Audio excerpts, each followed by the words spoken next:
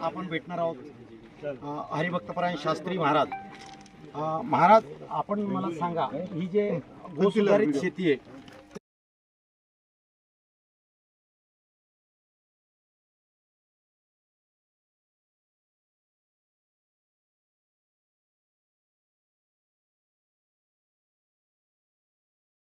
वो प्रयोग अगर किया जाए तो गाय के गोबर से जो फसल मिलेगी वो यूरिया और जहर के मुकाबले में ज़्यादा मिलेगी और वो पौष्टिक भी रहेगी और स्वस्थ बनाने. मला सांगा, तुम्हाला ज्यावेळेस सेंद्रिय शेती करत नव्हत्या, तुम्ही रासायनिक शेती करत होत्या, त्यावेळेस उत्पन्न आणि आजचं उत्पन्न यात किती फरक आहे?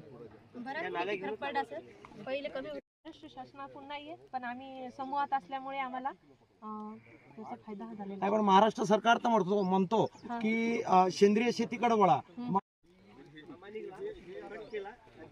नमस्कार, मी आहे सध्या वाशिम जिल्ह्यात कराड या गावी, रिसोड तालुक्यातील. आपण 2.5 वर्षात आतापर्यंत कुठलं केमिकल या झाडांना. 2 मिनिटाचा ब्रेक घ्या. हमारा जो महिला का पर आता हे जे आंबे कटाई केलेली आहे लहानपणापासून 3% उपद्रव करून किती करतील? हाँ, गोकृपा अमृत 500 लीटर था, तो इसमें 30 से 40 किलो गोबर डाले. अच्छा. कडधान्य आता उसने पूरा कडधान्य करून घेतलं आणि गोकृपा अमृत बनवलं आणि त्या गोकृपा अमृत मध्येच कडधान्य टाकले, ते पिठं टाकले सर्व.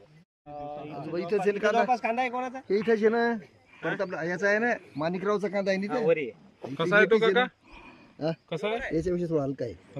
गोकृपा बनवण्यासाठी 200 लिटरच्या बॅलरमध्ये 200 लिटर पाणी, त्यामध्ये 2 लिटर देशी गाईचं ताक, जे की भारताची नसल आहे, त्यामध्ये. नमस्कार, आपण कुठून आलेत? आम्ही चंद्रपूर जिल्हा मोरपडा तालुका गाव इथून आलो. कशासाठी आलेत आपण?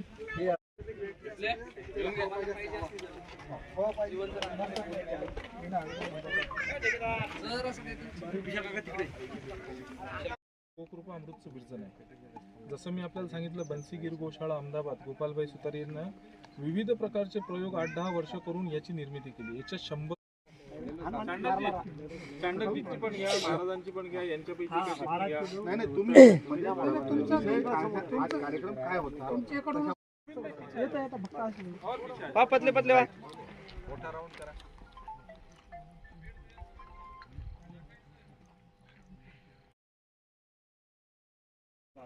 पण नाही आणि हे एवढं सीमित राहिलं आणि हे वाढलं पण नाही.